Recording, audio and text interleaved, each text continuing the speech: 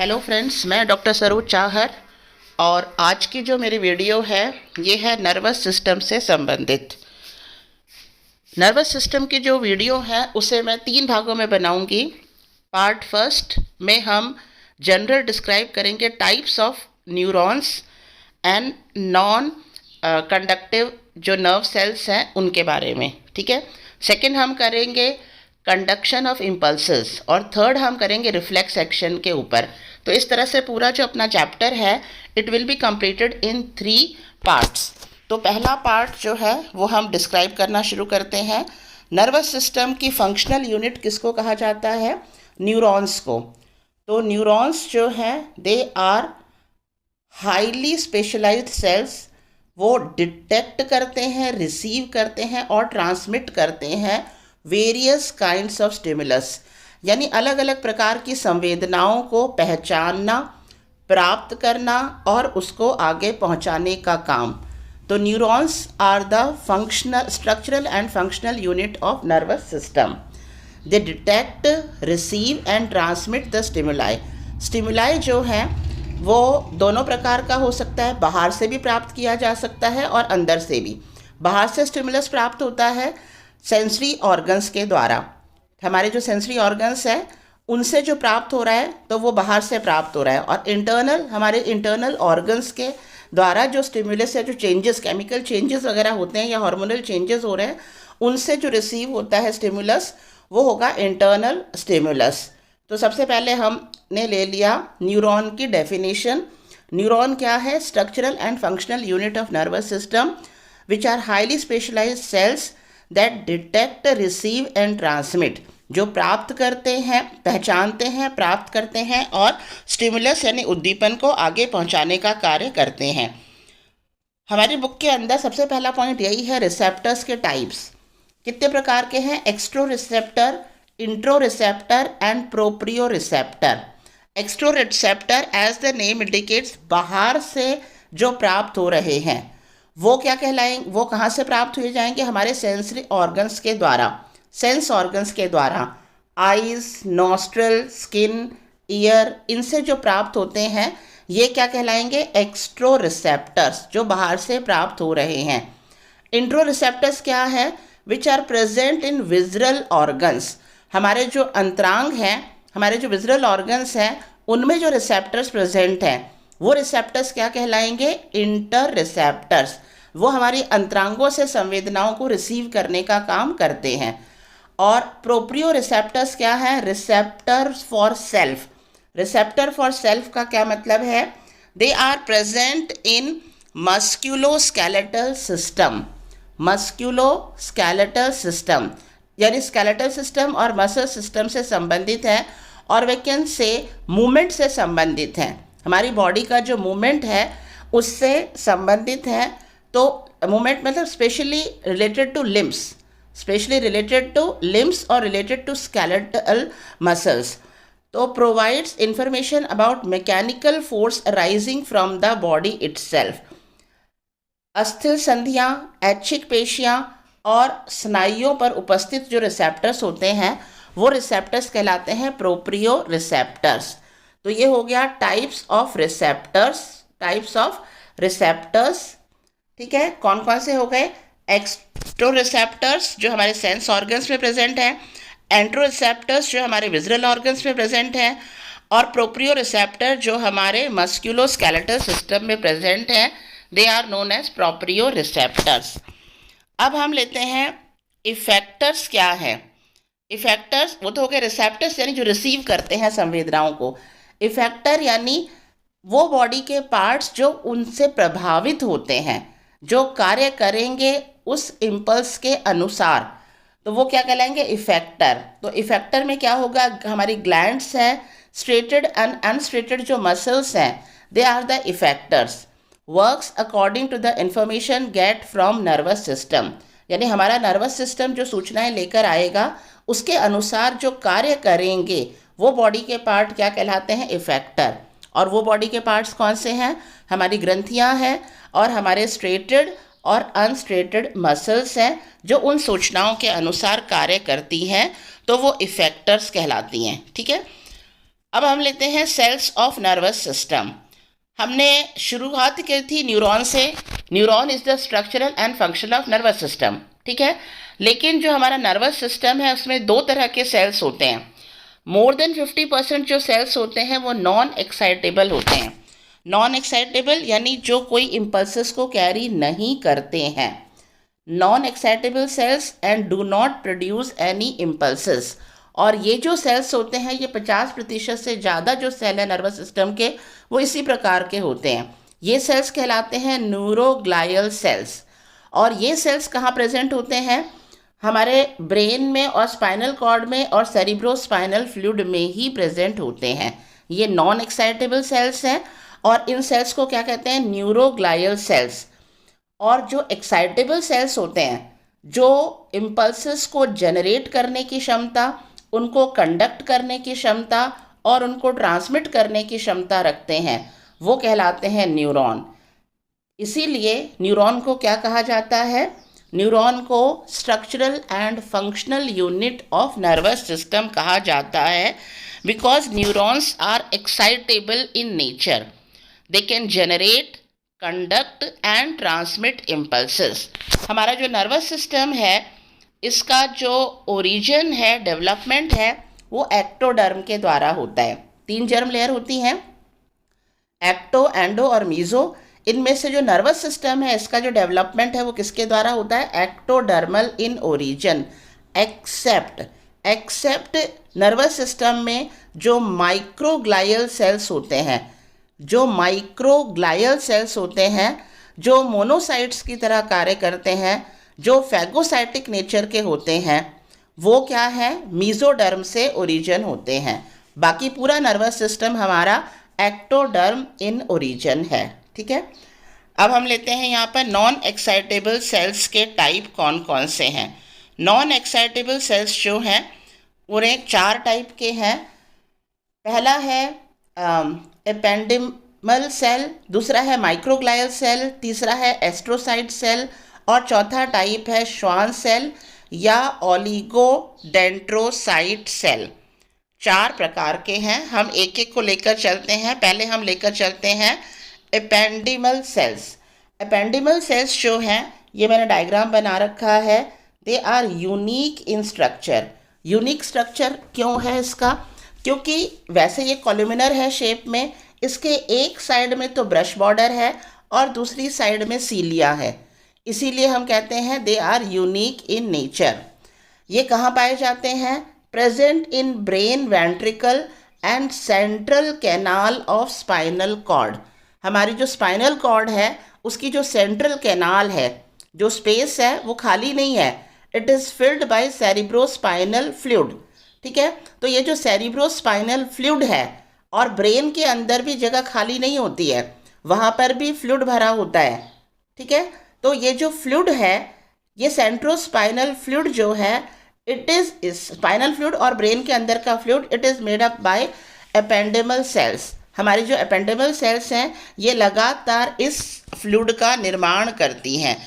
तो ये unique nature की है। एक साइड में इसके ब्रश बॉर्डर है और दूसरी साइड में इसके सीलिया है। ब्रश बॉर्डर क्या करता है? सरफेस एरिया को इंक्रीज करता है, और सीलिया क्या करते हैं? मूवमेंट करवाने का काम करते हैं। तो इनका फंक्शन क्या है? इसका फंक्शन क्या है? They produces, absorbs and provides motion to cerebrospinal fluid.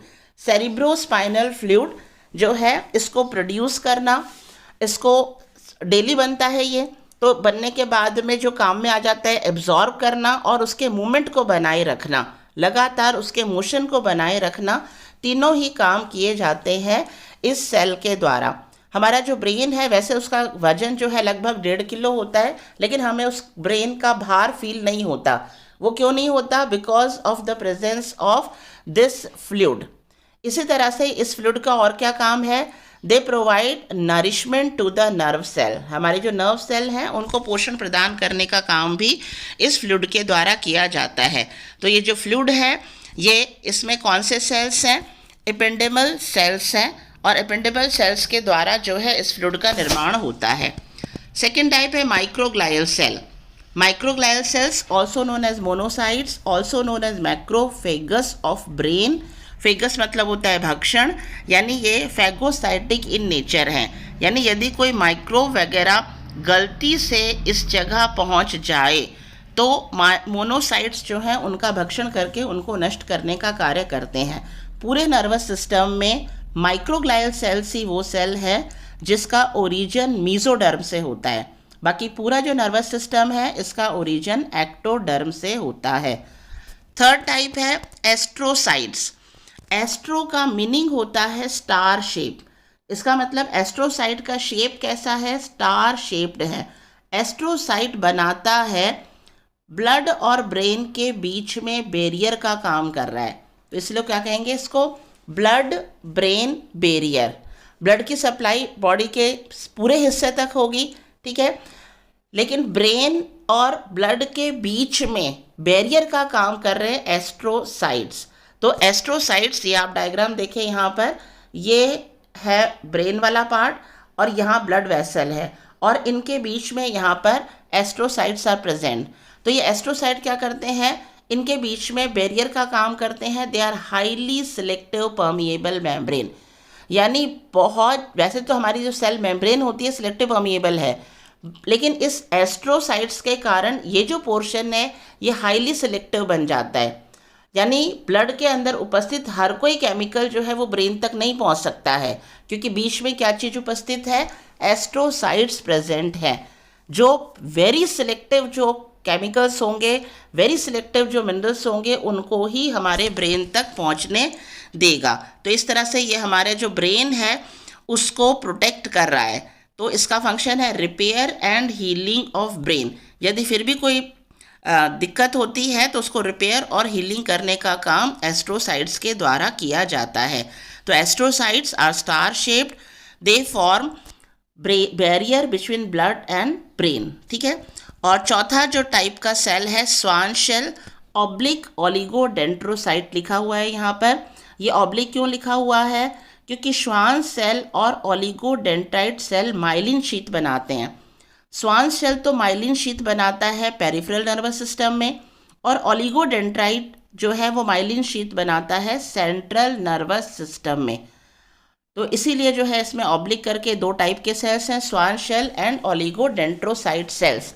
Schwann cell forms myelin sheath in peripheral nervous system and oligodendrocyte form myelin sheath in central nervous system, ठीक है। इसके बारे में और आगे हम डिटेल में भी पढ़ेंगे वापस से। अब हम लेते हैं बेसिक जो यूनिट है न्यूरॉन, उसके स्ट्रक्चर के बारे में। उसका जो टिपिकल स्ट्रक्चर है, it is very important structure. Exam में केवल लेबल डायग्राम भी बनाने को आ सकता है। अगर आप प्रॉपर लेबल डायग्राम बनाओगे you will get the full marks. Excitable cell जो है या structural and functional unit of nervous system है वो है न्यूरॉन। न्यूरॉन जो टिपिकल न्यूरॉन है, it can be divided into 3 parts, dendrite, cell body and axon. Dendrites, cell body and axon. Cell body को cyton भी कह सकते हैं, सेल बॉडी को पेरिकैरियन भी कह सकते हैं। कैरियो मतलब होता है न्यूक्लियस, क्योंकि सेल बॉडी में सेंटर में बड़ा न्यूक्लियस पाया जाता है and it is surrounded by जो है न्यूरोप्लाज्म, ठीक है। तो इसको सेल बॉडी, साइटोन और पेरिकैरियन भी कह सकते हैं। और जो ज़्यादा ब्रांच स्ट्रक्चर है वो डेंड्राइट कहलाता है, और जिसमें ब्रांचेस नहीं हैं, सिंगल है, वो एक्सोन कहलाता है। डेंड्राइट्स जो हैं ये सूचनाओं को रिसीव करने का काम करते हैं, रिसेप्टर्स हैं, और एक्सोन जो है वो सूचनाओं को पहुंचाने का काम करता है, ठीक है। अब हम लेते हैं इसका स्ट्रक्चर। यहाँ पर, यहाँ आप देखें, ये सबसे पहले मैं सेल बॉडी के बारे में आपको यहाँ बता देती हूँ। इसका डायग्राम सेल बॉडी का बना देते हैं, है ना। तो सेल बॉडी में हमें क्या क्या बनाना है? सेल बॉडी, साइटोन, ये जो इतना जो पार्ट है इसका, this part is known as cyton, जिसे हम सेल बॉडी भी कह सकते हैं, जिसे हम पेरिकैरियन भी कह सकते हैं। साइटोन के अंदर सेंटर में न्यूक्लियस है, और इसके न्यूक्लियस के बाहर की साइड में जो द्रव भरा हुआ है इसको हम कहेंगे, इसमें साइटोप्लाज्म है। तो इसके अंदर कुछ ग्रेन्यूल्स हैं, कणिकामय संरचनाएं। ये दानेदार संरचनाएं दिख रही हैं आपको, ये संरचनाएं कहलाती हैं नीसल्स ग्रेन्यूल। नीसल वैज्ञानिक का नाम है और ये कणिकामय संरचनाएं क्या कहलाती है? नीसल्स ग्रेन्यूल। नीसल्स ग्रेन्यूल एक्चुअली में क्या है? राइबोसोम्स और एंडोप्लाज्मिक रेटिकुलम ही है। और जहाँ शब्द आता है राइबोसोम, इसका मतलब it is a site of protein synthesis, यानी नीसल ग्रेन्यूल्स वो जगह है जहाँ पर प्रोटीन का संश्लेषण होगा। और इसके साइटोप्लाज्म को कहेंगे न्यूरोप्लाज्म। इसके अंदर फाइबर प्रेजेंट होते हैं, उनको कहेंगे न्यूरोफाइब्रिल्स। ठीक है, तो ये हो गया साइटोन के बारे में। तो साइटोन में हमें क्या बताना है? न्यूक्लियस, बाहर जो ग्रेन्यूल्स हैं नीसल्स ग्रेन्यूल्स, नीसल वैज्ञानिक का नाम है। नीसल ग्रेन्यूल्स में राइबोसोम्स और एंडोप्लाज्मिक रेटिकुलम्स आते हैं, यानी ये प्रोटीन संश्लेषण की साइट है। इसका जो प्लाज्म है उसको कहेंगे न्यूरोप्लाज्म, और फाइबर लाइक स्ट्रक्चर प्रेजेंट है, they are known as neurofibrils. Cyton से बाहर की साइड में ये ब्रांच्ड स्ट्रक्चर्स जो निकल रही हैं, ये कहलाती हैं डेंड्राइट्स। डेंड्राइट्स जो होते हैं ये सेंसरी नेचर के होते हैं, यानी सेंसेस को रिसीव करने का काम है इनका। डेंड्राइट्स में भी नीसल्स ग्रेन्यूल्स पाए जाते हैं। तो डेंड्राइट्स जो हैं ये ब्रांच्ड हैं, सेंसरी नेचर के हैं, रिसेप्टर नेचर के हैं। और इनमें यहाँ पर आप देखें, फिर ये एक्सोन वाला पार्ट हमें बनाना है। ये एक्सोन बना करके लास्ट में हम इसका एक्सोन टर्मिनल पॉइंट्स भी बनाएंगे। ठीक है, तो पहले हम अब ये बीच का ले लेते हैं एक्सोन वाला पार्ट। ये एक्सोन में हमें क्या बनाना है? स्ट्रेट लाइन जो सेंटर में से जा रही है, this is known as axon. Axon motor nature की होती है, यानी जो सूचनाएं डेंड्राइट ने रिसीव करी हैं उनको पहुंचाएंगी ये कहाँ पर? आगे की साइड में। तो इसलिए क्या है, ये मोटर नेचर की होती हैं। एक्सोन, ये बीच की जो लाइन दिख रही है आपको, ये एक्सोन है। तो इसके बाहर की जो मेम्ब्रेन है, एक्सोन के बाहर की मेम्ब्रेन कहलाएगी एक्सोलेमा। एक्सोन के अंदर भरा हुआ जो द्रव है वो कहलाएगा एक्सोप्लाज्म। ठीक है, तो ये हो गया एक्सोन। एक्सोन के बाहर आप ये गुलाबी रंग के जो ये देख रहे हैं, ये गुलाबी रंग की जो कवरिंग है, this covering is known as myelin sheath. This covering is known as myelin sheath. Myelin sheath जो है पेरिफेरल नर्वस सिस्टम में किसकी बनी होती है? श्वान सेल की। और सेंट्रल नर्वस सिस्टम में ओलिगोडेंड्रोसाइट सेल्स की बनी होती है। माइलिन शीथ के बाहर सिंगल लेयर प्रेजेंट है श्वान सेल की, और ये जो बाहर जो रेड कलर में दिखाया है श्वान सेल, और ये श्वान सेल का न्यूक्लियस है। ये श्वान सेल के क्या है? न्यूक्लियस। तो एक्सोन के बाहर ये माइलिन शीथ है जो पेरिफेरल नर्वस सिस्टम में श्वान सेल की बनी है, सेंट्रल नर्वस सिस्टम में ओलिगोडेंड्राइट सेल्स की बनी होती है, और इसके बाहर आवरण है श्वान सेल्स का। ठीक है, श्वान सेल के बाहर जो मेम्ब्रेन है, श्वान सेल के भी बाहर जो मेम्ब्रेन है वो कहलाएगी न्यूरोलेमा। वो क्या कहलाएगी? न्यूरोलेमा कहलाएगी। ठीक है, अब आप यहाँ पर देखिए, ये कुछ पॉइंट्स ऐसे हैं बीच में यहाँ पर जहाँ पर माइलिन शीथ नहीं है। तो जहाँ माइलिन शीथ नहीं है वो पार्ट कौन सा है? Non myelinated area between myelin sheath. Myelin sheath के बीच में नॉन माइलिनेटेड एरिया जो है ये कहलाता है nodes of Ranvier. Nodes of Ranvier. ठीक है, तो ये हो गया एक्सोन के बारे में। अब हम यहाँ पर लेते हैं जो जंक्शन है साइटोन और एक्सोन वाला। ये साइटोन और यहाँ से ये एक्सोन, यहाँ उभरा हुआ भाग है, ये वाला भाग कहता है एक्सोन हिलॉक। क्या कहलाता है? Axon hillock. हिल होता है उभार। ठीक है, तो यहाँ से थोड़ा सा उभार होगा और यहाँ से एक्सोन निकलेगी।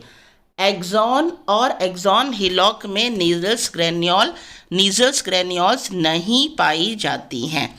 बाकी साइटोन और डेंड्राइट्स के अंदर ये पाई जाती हैं। ये सबसे बाहर कवरिंग क्या कहलाएगी? न्यूरोलेमा। ठीक है, ये जो न्यूरोलेमा है, this is present in, न्यूरोलेमा is present in peripheral nervous system but not present in central nervous system. क्योंकि न्यूरोलेमा एक्चुअली जो श्वान सेल है उसके बाहर की आउटर लाइन है, और श्वान सेल केवल किस में माइलिन शीथ बना रहे हैं, किसके बाहर का आवरण बना रहे हैं? पेरिफेरल नर्वस सिस्टम में। सेंट्रल नर्वस सिस्टम में तो ये बनाया जा रहा है ओलिगोडेंड्रोसाइट सेल के द्वारा। इसलिए न्यूरोलेमा जो है ये सेंट्रल नर्वस सिस्टम में नहीं पाई जाती है, ये केवल पेरिफेरल नर्वस सिस्टम में पाई जाती है। अब हम लेते हैं इसका लास्ट वाला, जहाँ पर ये एंड होता है, यहाँ पर ये कहलाते हैं एक्सोन के टर्मिनल्स। क्या कहलाते हैं? एक्सोन के टर्मिनल्स। तो इनको एक्सोन टर्मिनल भी कह सकते हैं, टर्मिनल लोब भी कह सकते हैं, सिनेप्टिक वेसाइकल भी कह सकते हैं। सिनेप्टिक वेसाइकल क्यों? क्योंकि जैसे ये एक न्यूरॉन है, फिर यहाँ ये दूसरा न्यूरॉन होगा, फिर ये तीसरा न्यूरॉन होगा, तो एक का एक्सॉन दूसरे के डेंड्राइट के सामने, फिर इसका एक्सोन तीसरे के डेंड्राइट के सामने, इस तरह से इसका अरेंजमेंट होता है पूरा। ठीक है, तो इसलिए इसको सिनेप्टिक वेसाइकल भी कहते हैं। इन सिनेप्टिक वेसाइकल्स के अंदर न्यूरोट्रांसमीटर्स भरे होते हैं। जो वेसाइकल्स हैं इनमें न्यूरोट्रांसमीटर्स यानी सूचनाओं को एक नर्व से दूसरे नर्व में ट्रांसमिट करने का काम जो केमिकल करते हैं, वो केमिकल क्या कहलाते हैं? न्यूरोट्रांसमीटर्स। केमिकल्स दैट ट्रांसमिट या passes the message from one neuron to another neuron. एक का एक्सॉन वाले भाग से दूसरे के डेंड्राइट वाले भाग तक केमिकल्स जो है जो सूचना पहुंचा रहे हैं, ट्रांसमिट कर रहे हैं, they are known as neurotransmitters. अब आपके जो क्वेश्चन है ये भी आ सकता है, नेम सम न्यूरोट्रांसमीटर्स। बिल्कुल जो कॉमन वाला है वो है एसिटाइलकोलिन। इसके अलावा मैंने यहाँ पर ही कुछ नाम डाल दिए हैं so that you can remember the types of neurotransmitters and the example of neurotransmitters. Type में आप यहाँ पर देखो, यहाँ मैंने स्टार बनाया है, inhibitory neurotransmitter, excitatory neurotransmitters and modulatory neurotransmitters. तो 3 टाइप हो गए। इनहिबिटरी रोकने का काम, एक्साइटेटरी एक्साइट करने का काम, एंड मॉड्यूलेटरी न्यूरोट्रांसमीटर्स।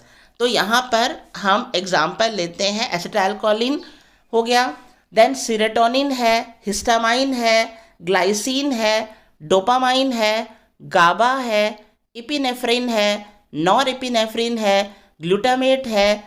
ये सब एग्जाम्पल हैं न्यूरोट्रांसमीटर के, जिनमें से एक्साइटेटरी न्यूरोट्रांसमीटर्स कौन से हैं? एपिनेफ्रॉन, नॉर एपिनेफ्रॉन एंड ग्लूटामाइट्स। ये जो है ये एक्साइटेटरी न्यूरोट्रांसमीटर्स हैं। ठीक है, और जो इनहिबिटरी कौन से हैं? सीरोटोनिन, ग्लाइसिन एंड गाबा। ये कौन से हैं? इनहिबिटरी न्यूरोट्रांसमीटर्स हैं। गाबा का फुल फॉर्म भी लिखा है मैंने यहाँ पर, गामा अमीनो ब्यूटारिक एसिड। तो अपने आप में ये एक क्वेश्चन भी आ सकता है कि नेम फ्यू न्यूरो रिसेप्टर्स, या नेम एक्साइटेटरी न्यूरो रिसेप्टर्स, या give example of inhibitory neuro receptors. तो आप इनमें से कुछ आराम से, बहुत कॉमन है, कई बार सुने भी हैं आपने, acetylcholine, serotonin, histamine, glycine, dopamine, GABA, epinephrine, norepinephrine and glutamate. ये जो है एग्जाम्पल हैं न्यूरोट्रांसमीटर्स के। ठीक है, अब ये जो आपको बताया था कि श्वान सेल्स जो हैं they are present only in peripheral nervous system. Schwann cell central nervous system में नहीं पाई जाती है।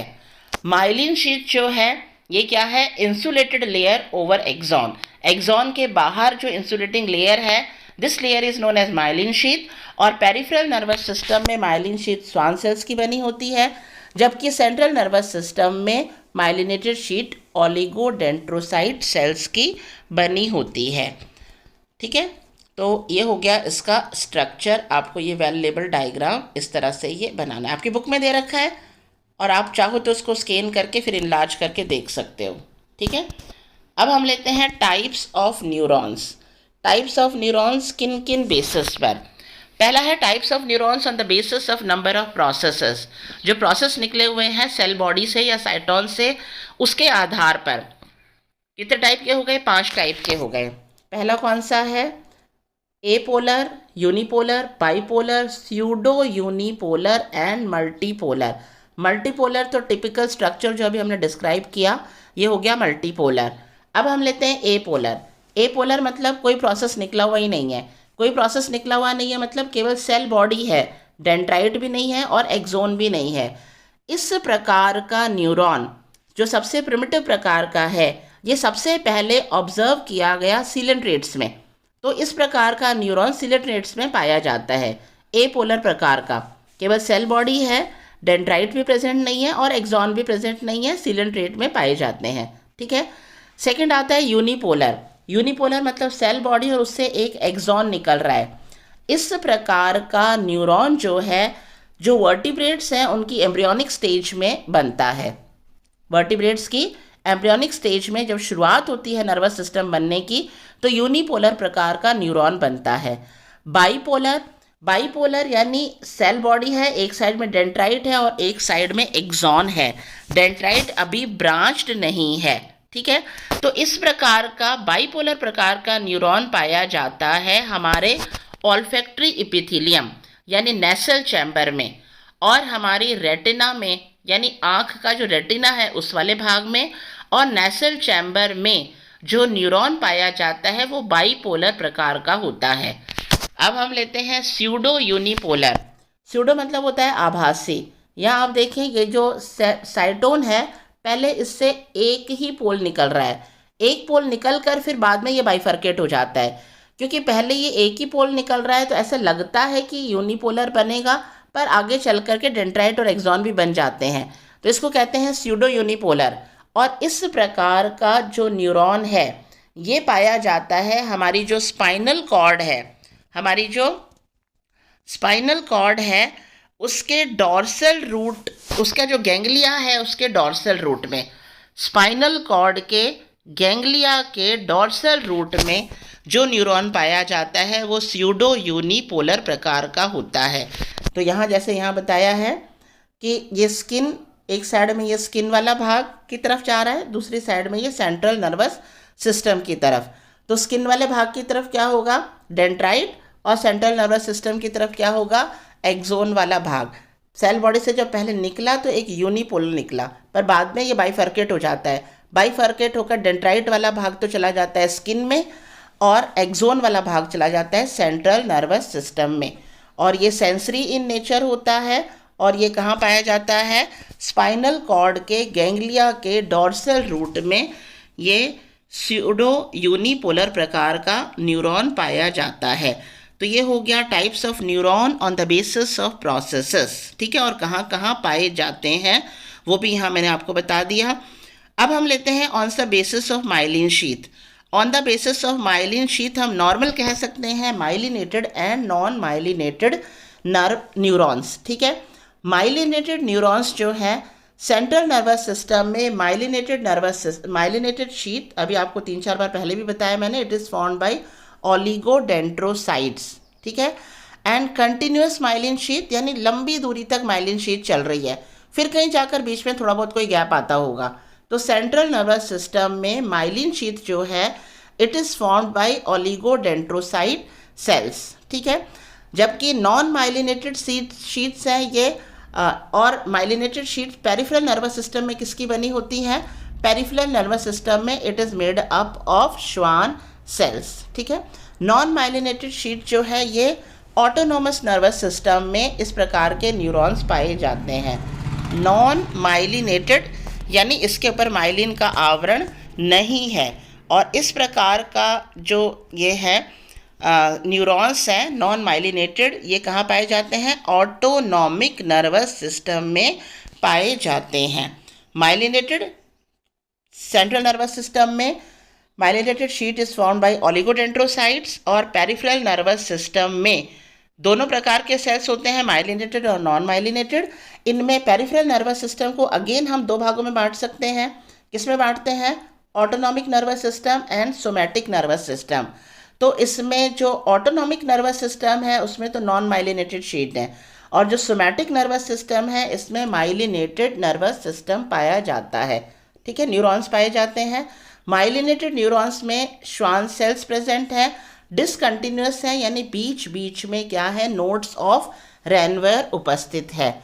जबकि नॉन माइलिनेटेड शीट जो कि ऑटोनॉमिक नर्वस सिस्टम में है इसमें श्वान सेल्स तो हैं लेकिन माइलिनेटेड शीट नहीं बनाते हैं। ठीक है। अब हम यहाँ ये डायग्राम देखें आप, श्वान सेल्स तो दोनों में प्रेजेंट है, दोनों में मतलब पेरिफेरल नर्वस सिस्टम में माइलिनेटेड और नॉन माइलिनेटेड दोनों प्रकार के जो न्यूरॉन है पेरिफेरल नर्वस सिस्टम में दोनों प्रकार के जो न्यूरॉन है उसमें श्वान सेल हैं, लेकिन नॉन माइलिनेटेड के अंदर क्या है, ये एक्सॉन है और बस बाहर सिंगल श्वान सेल प्रेजेंट है। तो हम कह सकते हैं नॉन माइलिनेटेड न्यूरॉन में एक्सॉन इनरवेट्स थ्रू श्वान सेल, यानी एक्सॉन जो है वो श्वान सेल के अंदर से होकर गुजर गई, बस बाहर एक श्वान सेल उपस्थित है। जबकि माइलिनेटेड में क्या है, श्वान सेल स्पाइरली अरेंज है, ये एक्सोन है और इसके बाहर श्वान सेल अपने आप को स्पाइरली अरेंज करता है।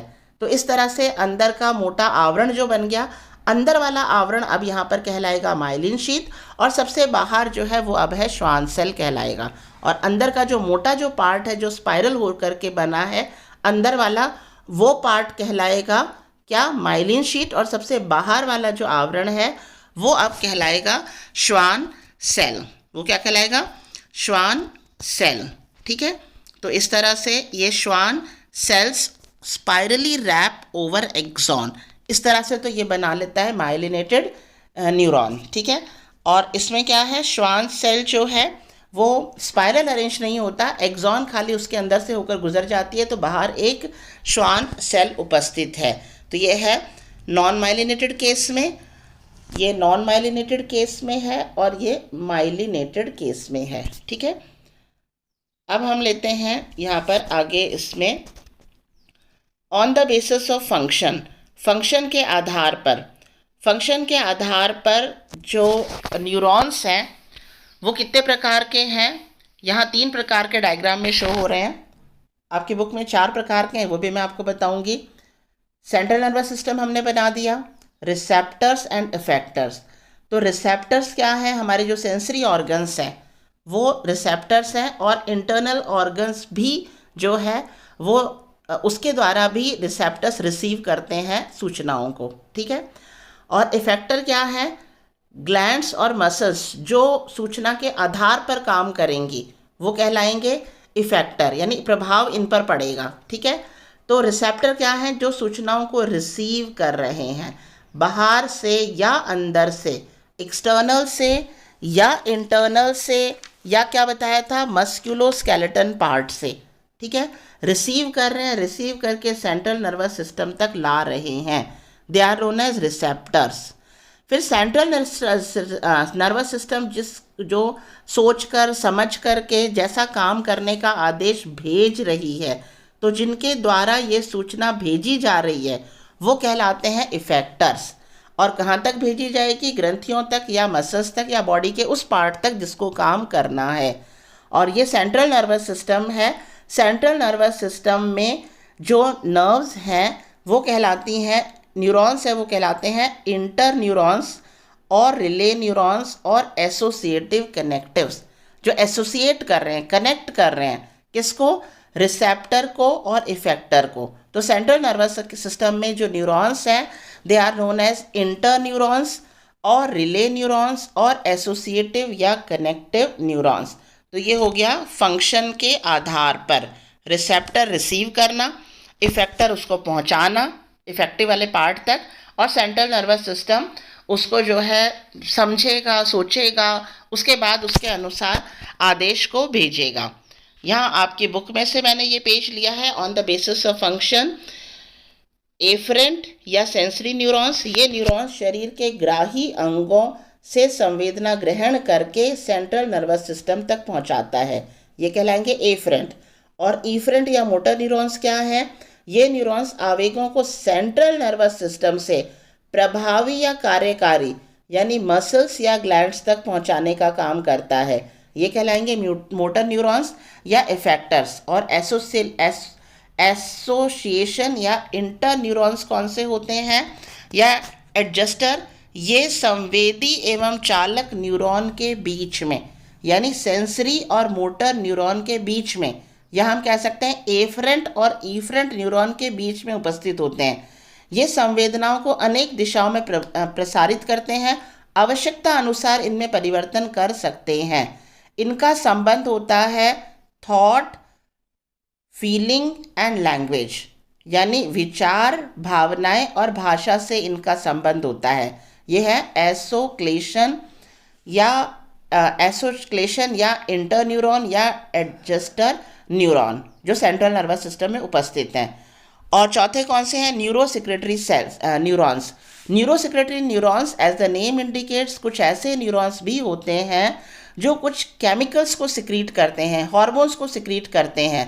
तो न्यूरो हार्मोन्स को सिक्रीट करने वाले जो सेल्स होते हैं वो क्या कहलाते हैं? Neurosecretory neurons. इनमें एक्सॉन का जो अंतिम सिरा होता है, जो अंतिम सिरा होता है वो रुधिर धारा के समीप होता है, क्योंकि हार्मोन्स को किसके द्वारा पहुंचाया जाएगा? ब्लड के द्वारा पहुंचाया जाएगा। तो इस प्रकार के जो न्यूरोसेक्रेटरी न्यूरॉन्स हैं, यानी जिनको हार्मोन सिक्रीट करना है, उनके जो एक्सॉन्स होते हैं उसका जो एंड पार्ट होता है वो रुधिर धारा के समीप होता है, ब्लड फ्लो के समीप होता है।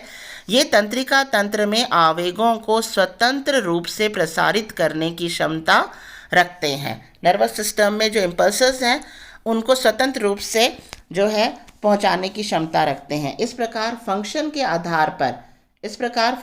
आधार पर यहाँ पर 4 प्रकार के बता दिए: एफरेंट या सेंसरी, इफरेंट या मोटर, एसोक्लेशन, इंटरन्यूरॉन या एडजस्टर एंड न्यूरोसेक्रेटरी न्यूरॉन्स।